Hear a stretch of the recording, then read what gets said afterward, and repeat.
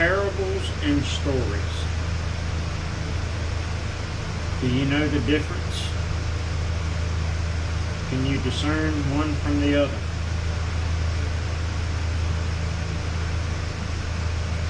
When Yeshua walked, he used a lot of different forms of speech to teach. But for this video, I want to focus on parables and stories.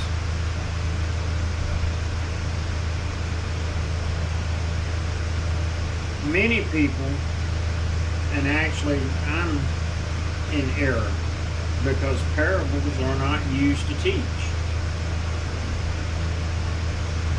Parables are used for those who know to be able to discern.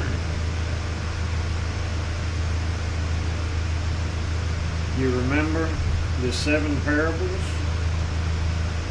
in Luke, where he spoke to the people in parables, and then afterwards, when him and the disciples were alone, the disciples asked him, "Why do you speak in parables?" And how did Yeshua respond? He responded by saying, "Because it is given to you to know, but to them it's not given." You know, by doing this, the prophecy in Isaiah is fulfilled.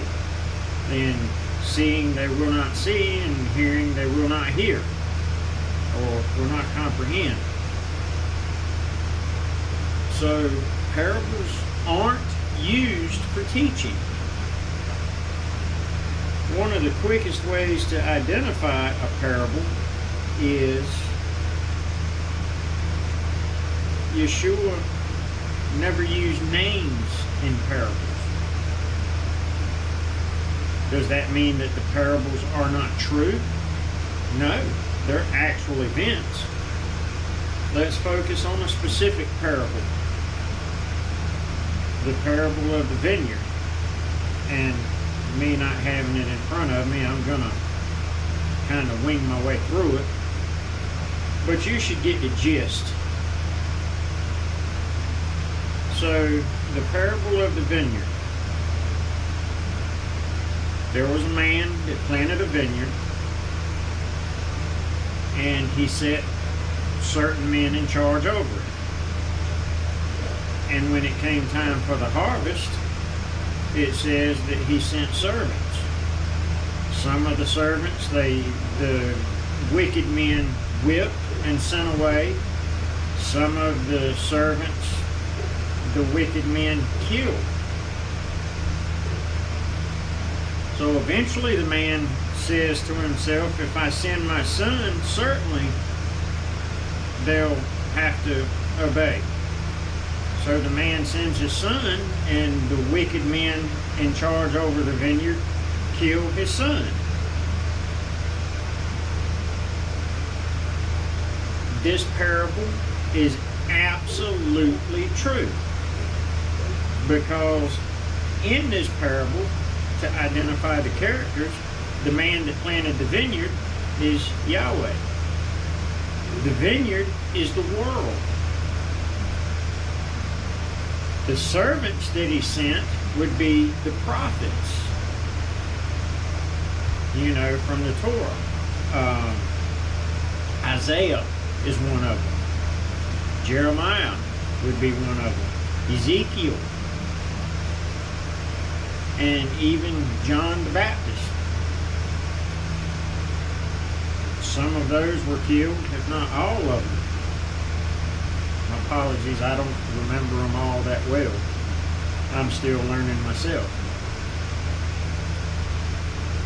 So, the vineyard is the world, and the man's son is none other than Yeshua Messiah. So that parable is absolutely, unquestionably true. but it wasn't for teaching. You could only understand that parable by already knowing all the characters.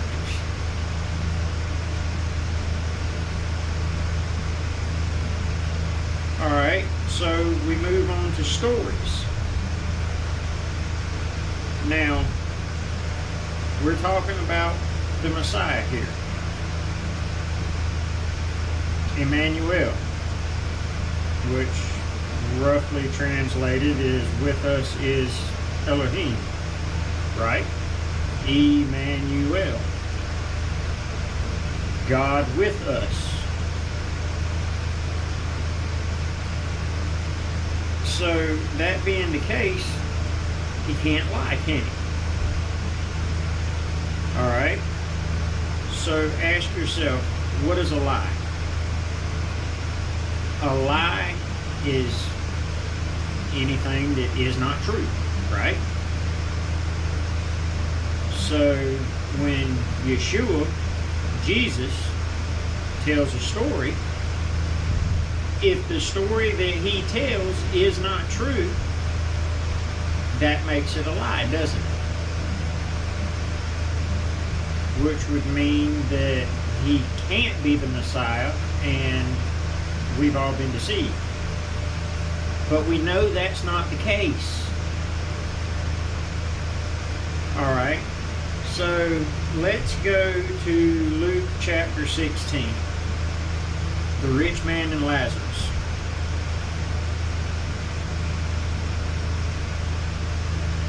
There was a rich man dressed in purple and fine linens, whose table was always full, and then there was Lazarus, who was full of sores, who sat outside the gate, you know, wanting the crumbs from the rich man's table, and the dogs came and licked his sores.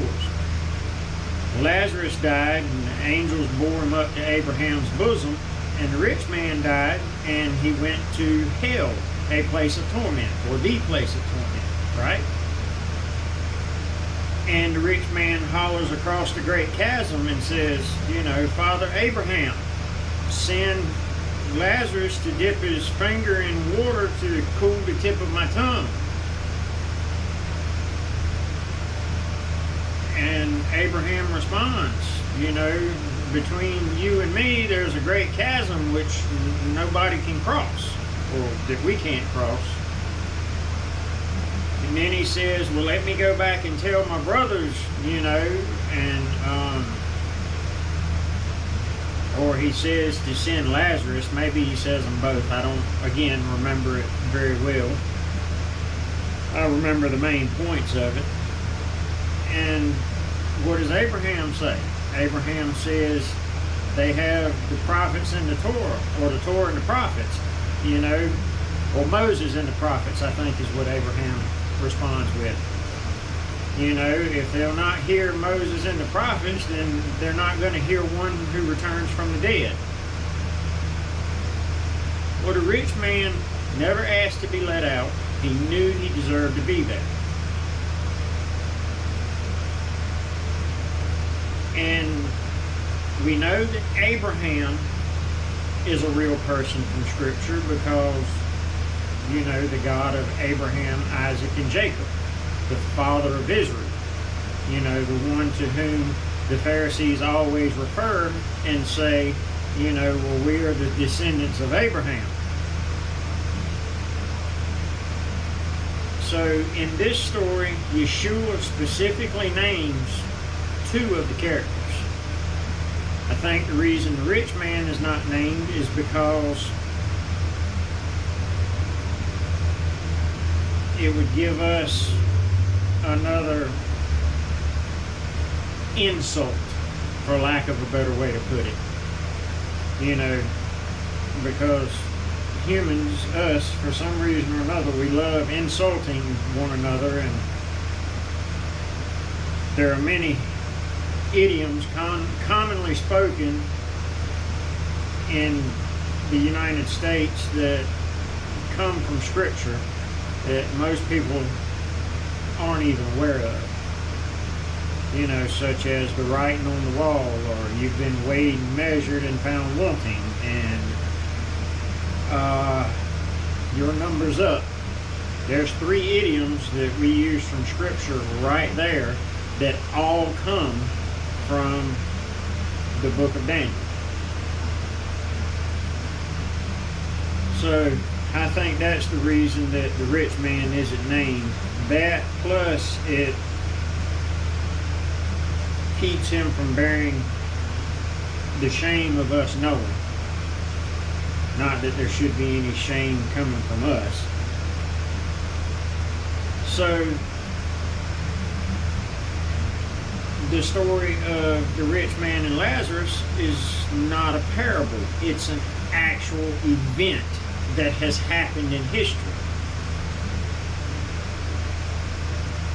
And I have had people try to tell me that, well, Abraham is talking about Israel and Lazarus really means this particular tribe, and you know, the rich man means this thing over here, trying to, what is that word? Trying to make them mean something that they're not. Analogies. You know, Abraham is analogous to Israel, and Lazarus is analogous to this tribe, and the rich man is analogous to this tribe. And, you know, didn't Yeshua call a tribe when he was talking about the tribe, or call a name when he was talking about the name? For these things to be analogies, that would make Yeshua deceptive, because he's saying something that isn't so. Because he specifically named specific people. And I think the reason that he told this story, you know, I'm not even sure, I'm not going to speculate on that. But aside from it being exemplary of the difference between stories and parables, it also shows us that when a person dies, they don't go straight to heaven. It shows that there's a holding place for the souls of the dead. You know, think of it like an enormous building with 2 rooms, and there being an impassable barrier between the 2 rooms. One room is where all the children of Yahweh go. Another room is where all the servants of Lucifer go. And the servants of Lucifer are in torment. The servants of Yahweh are not. That is not paradise. And it's not heaven. It is known in Scripture as Sheol, the abode of the dead. Which actually leads into something else. There's no such thing as soul sleep. And I know there are many of you that are going to say that, well, Scripture says that you know, in this place, in this person, that when such and such died, they are asleep. Well, of course they're asleep. They're asleep to us.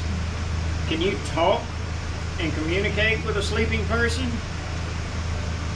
No, you can't. They're asleep.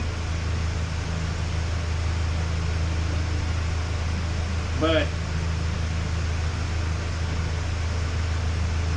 what it means is just that we can't talk and communicate with them. They don't know what's going on in this world, just like we don't know what's going on where they are. I mean, other than what Scripture has already told us. There's no such thing as soul sleep. You know, and there's another Scripture. I think it's towards the end of the New Testament. Bear along with me and I'll find it.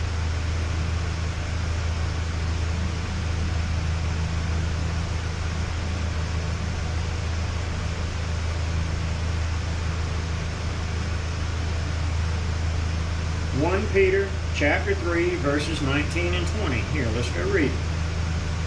1 Peter 3, 19 and 20. 1 Peter 3, 19 and 20. Okay, starting in verse 18, actually. For Christ hath also once suffered for sins, the just for the unjust, that he might bring us to God, being put to death in the flesh, but quickened by the Spirit. Okay? By which also he went and preached unto the spirits in prison. Okay? Don't preach to sleeping people. So if they're in soul sleep, then why would you preach to them? Alright?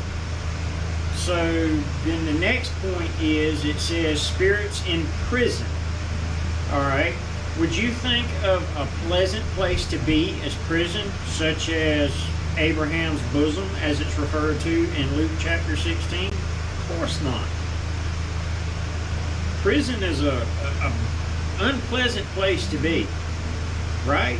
So when Yeshua, Jesus, died, he went to the place of torment where the rich man was and preached to those spirits. You know, those souls of the dead.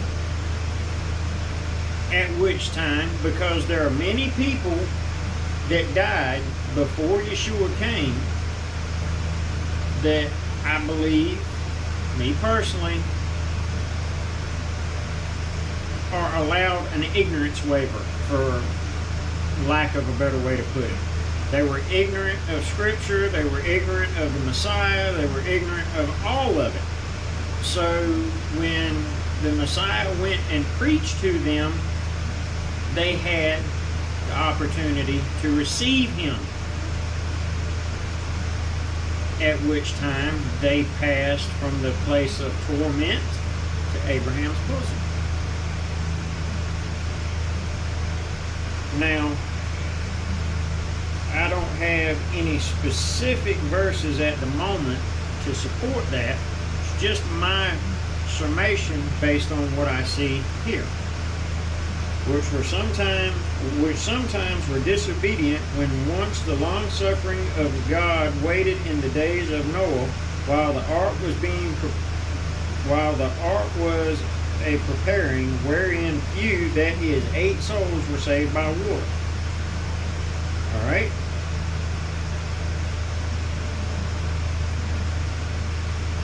So there's that. And then also, as far as the belief that when Yahweh's children die, they go straight to heaven, and they like to refer to what Yeshua said to the thief on the cross. And the King James Version says, "Verily, verily, I say unto you, today you will be with me in paradise."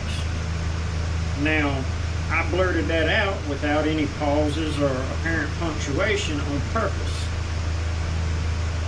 The reason I blurted it out that way is because most people, in fact, most versions of Scripture, put the comma before the word today. Well, remember, ancient Hebrew had no punctuation. And if you listen to what's being said, "Verily, verily, I say unto you, comma, today you will be with me in paradise."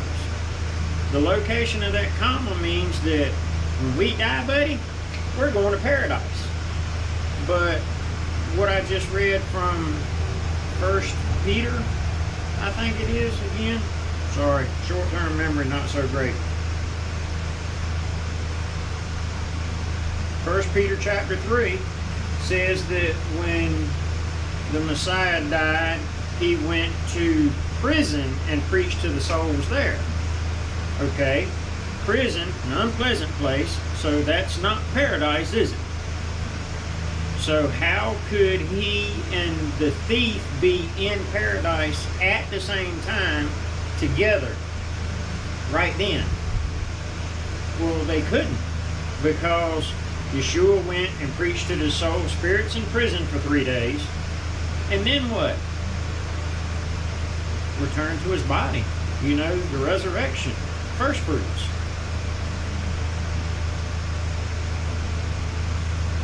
Now, all that being said, let's go back to the conversation between Yeshua and the thief on the cross. And let's move the comma from before the word today to after the word today. Verily, verily, I say unto you today, comma, you will be with me in paradise. Okay? So, to put that in more modern vernacular, I'm telling you now, when the time comes, you're going to be with me in paradise. Is it not right this minute? You know, it's like telling somebody, I'll meet you at the store later, or I'll meet you at the house later, or I'll see you at the party later. I don't go to parties much. But anyway, those are my random thoughts for today on parables, stories, and the abode of the dead.